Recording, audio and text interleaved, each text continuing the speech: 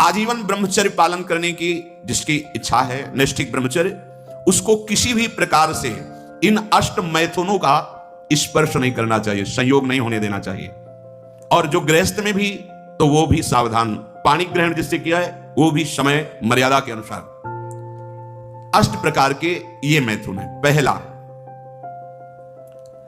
जब हम कोई गंदी बातें सुनते हैं, गंदी बातें देखते हैं, तब हमारे अंदर गंदी बातों का चिंतन होता है, फिर संकल्प बनता है। पहला, जो हम देखते हैं उस पर सुधार करो, जो हम सुनते हैं उस पर देखो। कोई ऐसी बात तो नहीं सुन रहे जो हमारे अंदर काम जागृत कर दे, कोई ऐसा दृश्य तो नहीं देख रहे जो हमारे अंदर काम जागृत कर दे, कहीं हम ऐसी कोई बातें तो नहीं भूल रहे हैं जो काम उत्तेजना प्रकट कर दे। 3 बातें। पहला, ध्यान दीजिए, इसी से भोग संकल्प बनता है। पहला, भोग संकल्प त्यागी। वो बनता कैसे? प्रधान बात, आपको ऐसा कोई दृश्य नहीं देखना जिससे आपके अंदर काम उत्तेजना जागृत, इसका प्रभाव पड़ता है। अभी आप कोई ऐसी बात करुणा की सुने तो आपको रोना आ जाएगा, आप कोई ऐसा दृश्य देखे तो आपका हृदय पिघल जाएगा, आप वाणी से कोई ऐसी करुणा की बात कर आपको रोना आ जाएगा। अर्थात आपके देखने, सुनने और बोलने का प्रभाव हृदय पर पड़ता है। यदि आपका देखना, सुनना और बोलना गंदा है, गंदे का भाव आप समझ रहे होंगे, कामोत्तेजना बढ़ाने वाला है, बेकार की बातें केवल ब्रह्मचर्य की होंगी, तुम ब्रह्मचारी रह ही नहीं सकते। आप देखो गंदी बातें, सुनो गंदी बातें, बोलो गंदी बातें, और आप ब्रह्मचारी रह सको, सवाल ही नहीं उठता। संकल्प रहित, भोग संकल्प रहित हृदय कब होगा? जब आपका देखना, सुनना और बोलना पवित्र होगा। बहुत सावधान। आज सावधान होना तो बहुत ही कठिन है, क्योंकि मोबाइल है। एक दृश्य देखा आज मिलने की, एक वैश्या किसी के साथ जंगल में ऐसे, उस दृश्य ने नीच आचरणों में फंसा दिया। एक दृश्य देखा, सौभरी ऋषि ने मछली की 50 राजकुमारियों से ब्याह किया जाके मानधाता की। दृश्य ही देखने मात्र से भ्रष्ट हो जाना होता है, फिर आप उसको तो सर्च करके, इच्छा करके देख रहे हैं। हाथ जोड़कर प्रार्थना है, इस आग से बचो। ये आग तुम्हारे सुकृतों का नाश करके, तुम्हारी जीवनी शक्ति का नाश करके तुम्हें ऐसे चिंता, शोक, ऐसे दुख में फंसा देगी, फिर नहीं निकल पाओगे। त्यागात् शान्तिरनन्तरम, भगवान ने कहा, भोग के बाद शांति नहीं, तृष्णा पैदा होती है। भोग के बाद शांति नहीं मिलती है। कुछ क्षण के लिए वो कामना का भोग किया इसलिए शांत लगता है, फिर उसके बाद जो उसकी तृष्णा पैदा होगी, वो तांडव देख रहे उस तृष्णा का, पशुवत आचरण। हम बातें बड़ी ऊंची ऊंची धर्म की करते हैं, लेकिन नींव नहीं है धर्म की। ये ब्रह्मचर्य पूर्ण जीवन के लिए अमृत पद है, चाहे गृहस्थी में हो, चाहे व्यापारी हो, चाहे किसान हो, चाहे, और विरक्त मार्ग का तो यही मुख्य ऐसा आधार है जिसके ऊपर वो विविध प्रकार की दैवी संपदा का अनुभव करता है। पहला है, जो आप देख रहे हैं, सुन रहे हैं, बोल रहे हैं, वो कामोत्तेजना वाला नहीं होना चाहिए, क्योंकि उससे आपके मन में संकल्प बनेगा। संकल्प भोग का बन गया तो क्रिया हो या ना हो, आप ब्रह्मचर्य नहीं रह पाएंगे। दूसरा, अब हम सामने तो आंख नहीं मिला रहे काम भाव से, लेकिन हम छुप करके किसी शरीर को देख रहे हैं। किसी शरीर का प्रयोग इसलिए किया कि चाहे जो साधक हो, जिस भावना का साधक हो, काम भाव से किसी भी शरीर को देखना, वो उसके लिए अष्टमैथुनों में आता है और वो ब्रह्मचर्य नहीं धारण कर पाएगा। भावनाएं हैं अलग अलग, काम भावना का अलग अलग आरोप शरीरों में किया गया है। समय परिवर्तन के साथ बुद्धि का परिवर्तन होता जाता है, कामनाओं का अलग रूप होता चला जाता है, जो हमने कभी शास्त्रों में नहीं पढ़ा वो देखने को मिल रहा है। किसी भी शरीर की तरफ छुपकर या किसी बहाने से काम भाव से देखना, अगर ऐसा देखते हैं तो आप अष्टमैथुनों के अंतर्गत है और आपका भाव बिगड़ जाएगा, आप संयम से नहीं रह पाएंगे। भूल से दृष्टि चली जाए, तत्काल उधर से दृष्टि हटा लें। किसी भी माता बहन को, जिसको जो गृहस्थ में पाणी ग्रहण किया वो अर्धांगिनी, इसके अलावा जहां भी दृष्टि जाए अपनी दृष्टि को सुधारना है। जैसे हम अपनी माँ के पास रहते हैं तो क्या भाव, कोई गलत भाव थोड़ी आता है। अपनी बहन के साथ रहते हैं तो क्या गलत भाव आता है? वो तो राक्षस है जिसके अंदर गलत भाव है, वो मनुष्य थोड़ी है। अरे बहन, बेटी, माँ है तो परम पवित्र, इनके तो चरण रज माथे पे रखते हैं, माथा इनके चरणों में रखते हैं। देखो कितनी सुंदर रीति हमारी ने तो देखा है। कभी बेटी से पैर नहीं छुआते थे पिता, पैर छूते ही थे। हाँ, बेटी के पैर छूते, ये देवी दुर्गा के स्वरूप मानते हैं, ये कन्याएं ये सब भगवती का स्वरूप है, ऐसा मानते। और बहन जब राखी बांधती है तो भाई तो माथा रखता ही है, चरण छूता ही है, पूज्य भाव रखना। अगर हम स्त्री को, किसी भी स्त्री शरीर को देखकर भोग भावना करते हैं, हमारा पतन निश्चित है। कोई क्रिया हो या ना हो, यह चिंतन वाली बात है, ध्यान रखना। किसी भी माता बहन को भोग बुद्धि से, जैसे शास्त्रों में कहा गया नरकस्य नारी, बात है कि तुम्हारी भोग भावना जो नारी के प्रति है, यह नरक पहुंचा देगी। त्रिविधम नरकस्येदम द्वारम नासन् मात्मनः कामः क्रोधा तथा लोभा तस्मादेत्रयम् त्यजेत्। माताओं बहनों की तरफ देख करके काम भाव से उनको देखना, तो तुम समझ लो नरक जाने का रास्ता फिट कर रहे हो। त्रिविधम नरकस्येदम, शास्त्रों ने तो जगदम्बा कहा है, शास्त्रों ने तो मां कहा है इनको, जननी सम जानव पर नारी। कहां जगत की जो वार्ता है वो कहां शास्त्र के विरुद्ध पहुंच रही। शास्त्र उसको कह रहा है जो माताओं बहनों को गलत दृष्टि से देख रहा है कि नरक, ये तुम्हारे नरक का हेतु बनेगा जो तुम देख रहे हो स्त्री को काम भाव से। किसी भी तरह से खिलवाड़ करना, बच्चे हैं, बच्चियां हैं, अब उनको तो ज्ञान नहीं है कि आप गलत स्पर्श कर रहे हैं, आप गलत ढंग से छू रहे हैं, और आप अपनी वासना का पोषण करने के लिए छोटे बच्चों को, बच्चियों को गोद में बैठा ले, खिला रहे, और आपकी भावना दूषित हो रही। ये सत्संग है, बहुत होश में सुनिए। अंतर की वृत्ति भ्रष्ट होने में देर नहीं लगती है। वो अबोध अवस्था को प्राप्त बालक बालिकाएं हैं, भगवान का स्वरूप मानकर दूर से, उपासक उपासना का बढ़ावा करता है, दूर से देखो, चरणों में प्रणाम करो, मेरे लाडली लाल इन्हीं बच्चों में खेल रहे, प्रणाम किया निकल गए। ऐसा किसी भी तरह से स्पर्श करने का अधिकार नहीं है। वो महापुरुष जो भगवत प्राप्त है, वो खुद वैसे धूल दूषित उनके साथ खेल रहे, उनकी क्षमता हमारे हृदय में नहीं जागृत है। चूक हो जाएगी, बहुत सावधानी का। एकांत में किसी भी तरह का व्यवहार करना विपरीत शरीर से, काम चेष्टा नहीं कर रहे, पर हंसी मजाक, छूना, खेलना, बातें करना, वो आपको भ्रष्ट कर देगा। एकांत में किसी भी ऐसे विपरीत शरीर का ऐसे हंसी मजाक करते हुए स्पर्श करने से भावना में काम प्रभाव जागृत हो जाता है। बलवान इंद्रिय ग्रामो विद्वान अपि करसति, साधारण की तो बात जाने दो।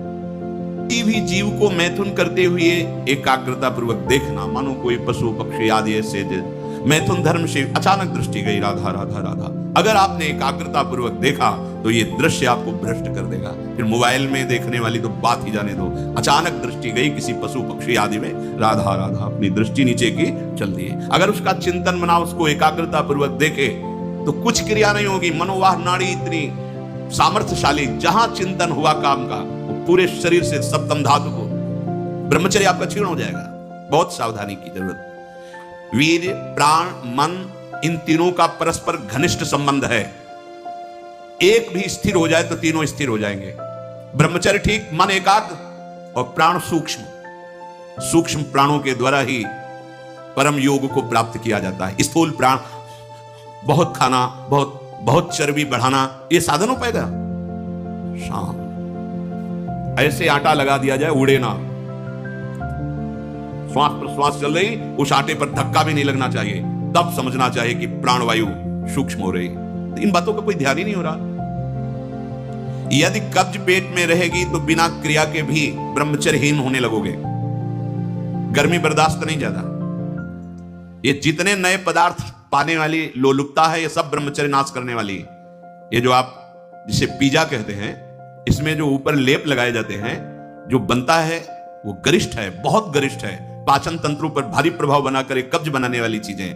आपको ये 32 दांत दिए गए, वो अच्छे चबा चबा के लुगदी में थोड़ा खाओ, बहुत देर चबाकर स्वाद लेकर के अंदर जब किया तो जो मुख में पाचन, यहाँ वो जो थूक आदि निकलते हैं, उससे ऐसे रस होते हैं जो उसको पाचन करते हैं। बहुत संभाल, ये भोजन का बहुत योगदान है। बहुत संयम की आवश्यकता है ब्रह्मचर्य के लिए। तो कब्ज मत होने दीजिए, और जल की कमी नहीं होनी चाहिए। 2.5-3 लीटर जल तो होना चाहिए।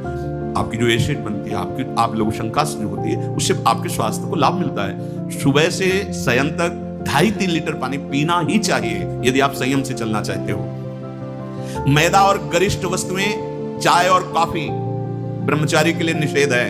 हम नौजवान बच्चे हैं, चाय और कॉफी भैया काहे को? 60-50 की अवस्था है, शरीर थोड़ा रुग्ण जैसा, तो आप चाय आदि ले लीजिए। आपको चाय की क्या आवश्यकता है? आपका तो ब्रह्मचर्य खुद इतना पावरफुल, चाय और कॉफी तो विघ्न है आपके लिए। बहुत कलयुग का बड़ा भारी प्रभाव है।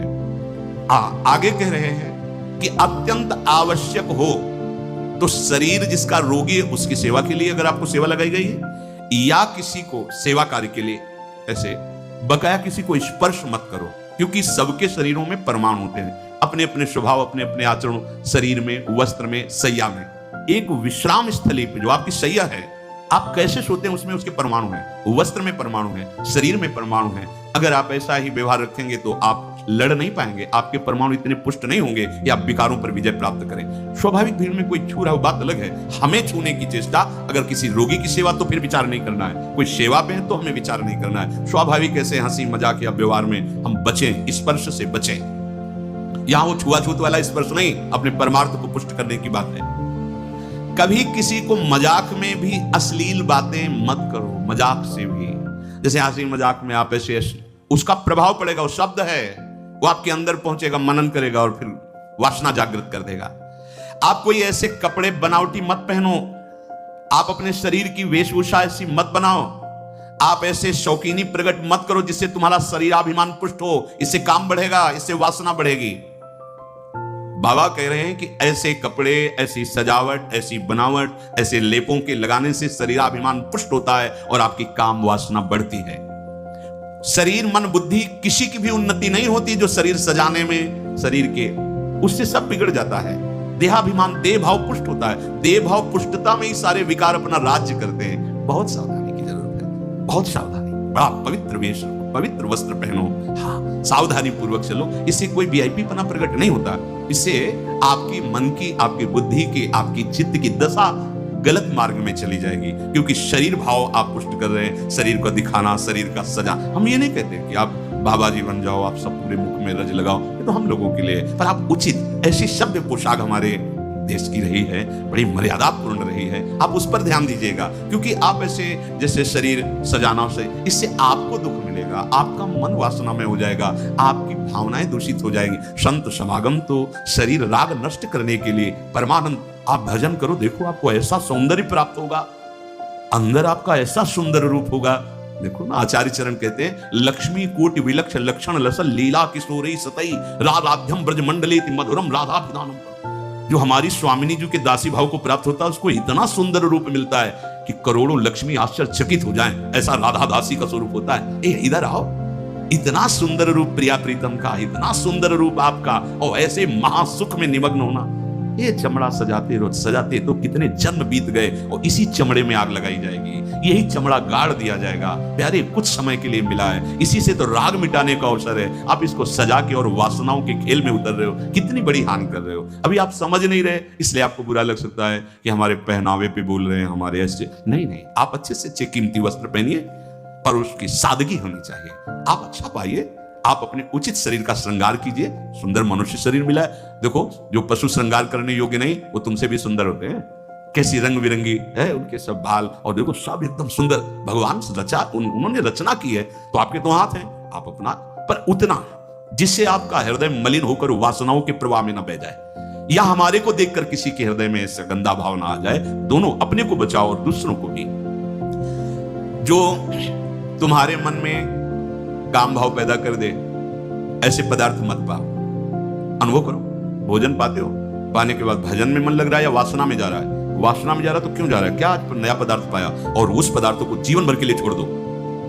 अनुभव करो, जब कभी किसी साधु को पवाना हो तो नाम कीर्तन करना, कोशिश करना कि आपका चिंतन भी भागवती हो, क्योंकि उसका प्रभाव पड़ता है। आप जो बनाते हैं उसका प्रभाव पड़ता है, एकदम शीशे की तरह अंतःकरण हो जाता है, एक एक बात दिखाई देती है। तो जिन पदार्थों के पाने से, जैसे प्याज लहसुन मना किया जाता है, ये वैसा निषिद्ध नहीं कि जैसे मांस आदि, ऐसा ये तमोगुण पैदा करके वासना प्रवृत्ति को बढ़ाता है, इसलिए मना किया गया है कि अगर आपको दीक्षा लेनी है, आपको भजन मार्ग में चलना है, तो रोकना पड़ेगा। ये निद्रा, आलस्य, प्रमाद, तामस, क्रोध, वासना, इसको प्रकट करने वाला है, इसलिए संतों ने इसको निषेध कर दिया। नहीं तो इसकी उपज बड़ी पवित्र सी, जैसे जहां आलू पैदा होती है वहीं पैदा होता है, भूमि में तो होता है, और उसका प्रभाव जैसे तुलसी के पत्ता, पास में गांजे का पेड़, वो भी तो ऐसी जगह मिलेगा, लेकिन वो प्रभाव तमोगुण पैदा करके व्यसन हो गया। तुलसी जी परम पावन भगवत अनुराग बढ़ाने वाली बन गई। और कोई भी सुगंधित पदार्थ जब तक प्रसादी न हो तो शरीर में नहीं लगाना चाहिए, इसका प्रभाव पड़ता है, रजोगुण पैदा करके भोग वासना प्रकट करता है। श्री जी को अर्पित तो भक्ति हो गई हमारी श्री जी की श्री अंग की गंध है, या औषधि के लिए आप ले सकते हैं। नियमानुसार व्यायाम, भोजन उतना जो पच जाए। अगर आपको शाम टाइम लगता है कि खट्टी डकार आ रही, पचा नहीं, तो फिर बैठने की जरूरत नहीं, उपवास करो, दूसरे दिन पाना, कोई मर थोड़ी जाओगे, आपके हाथों को थोड़ा विश्राम मिला। प्रतिदिन सोते समय दांतों की सफाई करके सोएं। आपके दांत ठीक होने चाहिए, क्योंकि आप अच्छे से चबाएंगे तब आपकी पाचन शक्ति ठीक होगी। 2 बार स्नान ब्रह्मचारी को अत्यंत आवश्यक है। और यहां पेट में ठंडा ठंडा जल ऐसे, यहां तो कई बार जल डालिए, जैसे ऊपर स्नान किया, फिर आधे यहां नाभि से लेकर 10 कमंडल कम से कम ऐसे आराम आराम से, आपके ब्रह्मचर्य की बहुत पुष्टता होगी और आपकी गर्मी शांत होगी। रात्रि के समय सोते समय विचार कीजिए, आज हमसे कौन सा विचार, कौन सी चेष्टा ऐसी गलत हुई जो नहीं होनी चाहिए, और उसको नियम लेकर दूसरे दिन से ना होने पावे। आप खुद विचार कीजिए। मांस और शराब और कोई भी नशा, ये तो कहीं प्रवेश ही नहीं है, पर धोखे से भी कभी बिल्कुल नहीं। ब्रह्मचर्य रहना है, भगवत प्राप्ति करना है, तो आप वृत्ति भगवदाकार है। अब वो खेल खेले उनकी बात अलग है, महापुरुषों की वो तो 10 तोला जहर भी खा के पचा जाते हैं ऐसे संत ये। तो हमको अपने कोई भी व्यसन साधना में, देखो सबसे पहली गलती तो ये होगी कि वो व्यसन हमें अपना चिंतन कराएगा समय पर, हमें कोई व्यसन नहीं करना। और ध्यान से सुनिए, ब्रह्मचर्य पालन के लिए इमली और खट्टे पदार्थ बिल्कुल जहर है ब्रह्मचारी के लिए। ब्रह्मचर्य पालन के लिए लाल मिर्च, प्याज, लहसुन, गरम मसाला, जो सब्जी है ये बढ़िया। दोपहर में भोजन के पश्चात 15 से 30 मिनट तक विश्राम। सोना नहीं है, करवट थोड़ा इधर मध्य में बाएं ले, उठ के बैठ गए। दिन में नहीं सोना। जो रात्रि में सेवा करते हैं उनके लिए छूट है। अब रात्रि में बंगला बना रहे हैं श्री जी का, या जो सेवा परायण है, जिनका सीधा अखंड नाम कीर्तन हो रहा है, रात्रि में ही कीर्तन है, दिन में सोना नहीं, रात्रि में कीर्तन करना है, तो चल कैसे पाएंगे? वो दिन में सो लें। सायंकाल के समय भोजन निषेध है। संध्या का समय हो रहा हो, भोजन निषेध है, शास्त्र स्वाध्याय निषेध है। उस समय कीर्तन, नाम जप आदि। और रात्रि में भोजन पाने के 30 मिनट भ्रमण करें। भोजन पाने के बाद घूमिए, फिर शयन कीजिए। अगर ब्रह्मचर्य रहना है, नहीं सब खा पी के और दूध पी के फिर सो गए, फिर नहीं ठीक रहेगा। दिन में उपासक को कभी नहीं सोना चाहिए। ये छूट उसके लिए जो रात्रि में सेवा परायण है, जगते हैं। यदि रात में आपको जगना पड़े तो अपनी नींद पूरी करने के लिए उससे कम समय में काम चला लीजिए। सोते समय भगवत चिंतन अत्यंत आवश्यक है। यदि आप सोते समय छूट दे दी तो गलत चिंतन उस समय जरूर होगा, और गलत चिंतन हुआ अगर सो भी गए तो धोखा हो जाएगा, और अगर जगते रहे तो धोखा हो जाएगा। सोने के समय ऐसे सावधान रहो जैसे मरने वाला सावधान रहता है कि अब तो मृत्यु आ रही है, राधा ऐसे सावधान। जब एकांत कर्म में तो बिल्कुल सावधान। उस समय क्या करते हैं हम लोग? असावधान हो जाते हैं, छूट दे देते हैं। अगर मोबाइल है तो मोबाइल में लग गए, नहीं तो चिंतन मनन वो कहीं ना कहीं भटकाव में आ जाएगा, भटकाव में आ जाएगा, आपसे धोखा हो जाएगा। बहुत सावधान, ये बात मान लीजिए। आपका एकांत परम पवित्र और सावधानी पूर्वक होना चाहिए जब तक नींद ना आए। अपने लोगों ने तो यह अभ्यास किया गुरुजनों की आज्ञा से कि जैसे अब दिनचर्या पूर्ण हुई, अब शयन करने जा रहे तो माला लेके बैठ गए। जब तक ऐसे नहीं हुआ तब तक माला नहीं हटानी। बैठे, जब लगा कि अब बस सो ही जाएंगे, कभी कभी माला छाती में रखे ही सो गए, फिर जगह फिर शुरू हो गया। भजन नहीं, अगर भजन उस समय एकांत में नहीं करते तो बकवास है, ब्रह्मचारी नहीं बन सकते। बहुत चंचल मन है, किसी न किसी बहाने से आपको धर्म भ्रष्ट करेगा, ब्रह्मचर्य भ्रष्ट करेगा। बहुत सावधान। उपन्यास, अश्लील पुस्तकें, अब बाबा के समय तो मोबाइल नहीं चला था ना, नहीं तो वो भी लिख देते। ये कभी ना पढ़ें, ऐसी कोई बातें ना पढ़ें, ऐसे कोई दृश्य ना देखें। ब्रह्मचर्य जो साधना है, इसमें व्यर्थ समय नष्ट करने वाला ब्रह्मचारी नहीं रह सकता। आप अपने कार्य में रत रहिए, कार्य से विलग हैं तो आपका चिंतन ब्रह्मचर्य की पुष्टता के लिए भगवत चिंतन, महापुरुषों के चरित्रों का चिंतन, इससे आपकी बुद्धि प्रवीण होगी और आपके अंदर जो मनोवासनाएं हैं उनका नाश होगा। फिल्म, सिनेमा, नाटक देखने वाला कभी ब्रह्मचारी बन ही नहीं सकता। अब देख लो भाई, सावधानी पूर्वक। इसलिए ब्रह्मचर्य ये महान साधना की भूमिका है। जिसको ब्रह्मचर्य धारण करना है, ध्यान देकर सुनिए। सबसे पहला कार्य उसकी दिनचर्या में, चाहे बच्चा हो, चाहे जवान हो, या जो कोई भी हो, सूर्य उदय के पहले रात्रि के चौथे प्रहर में ही जाग जाना चाहिए। अपने तो अर्धरात्रि के बाद ही जाग जाते हैं। चौथे प्रहर में प्रातः 4 बजे बिल्कुल जग जाना चाहिए। और जो 8-10 बजे तक सोता है वो कोई भी हो, ब्रह्मचारी रह ही नहीं सकता, ब्रह्मचर्य रह ही नहीं सकता। वो स्वप्न दोष का शिकार होगा, वो नाना प्रकार की कुचेष्टाओं का शिकार होगा, पक्का। क्योंकि बुद्धि को सत्य प्रकाश की तरफ प्रेरित करने वाले भगवान भुवन भास्कर हैं। वो पधार रहे हो, आप सो रहे हो सैया पे, आपकी आयु श्री कीर्ति बल सब नष्ट होगा।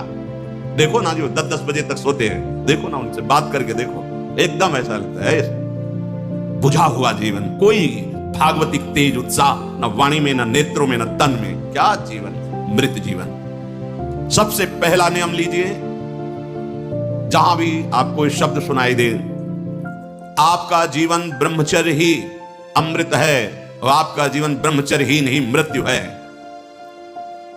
ब्रह्मचर्य रहने के लिए आपको अपनी दिनचर्या सुधारनी होगी। प्रातः 4 बजे आपको उठना ही होगा, तभी आप ब्रह्मचर्य रह सकते हैं। अगर आप नहीं उठते तो आप देख लेना, इसका आध्यात्मिक प्रभाव पड़ता है। आप देखिएगा 3 बजे से लेकर के सूर्योदय के तक अगर आप सोते हैं तो आपका स्वप्न दोष बढ़ेगा, आपका संयम बिगड़ेगा। अगर आप कोई ऐसी कुछ चेष्टाएं नहीं किए हैं तो स्वप्न दोष की संभावना ही नहीं होती। आप बाल्यावस्था से कुछ चेष्टाएं करते हैं, संयम विरुद्ध रहते हैं, तो आप ना चाहते हुए फिर सामर्थ्यहीन हो जाते हैं, ब्रह्मचर्यहीन हो जाते हैं। बहुत ध्यान दें, ये अध्यात्म में जैसे पूरा मकान बनने के लिए नींव मजबूत होना जरूरी है। चाहे जयखंड का बना लो आप, अगर नींव मजबूत है, नींव मजबूत नहीं तो फिर मकान ढह जाएगा। ऐसे ही ब्रह्मचर्य हर मार्ग की नींव है। चाहे जिस मार्ग में चलना चाहो, चाहे जिस संप्रदाय में चलना चाहो, चाहे लौकिक मार्ग हो या पारलौकिक, आपका ब्रह्मचर्य नींव है जीवन की। इसको मनोरंजन मत समझो। कैसी तुम्हारी दुर्बुद्धि, अपने हाथ से तुम अपना नाश करते हो। कैसी कैसी दुर्बुद्धि जागृत हो गई, सावधान।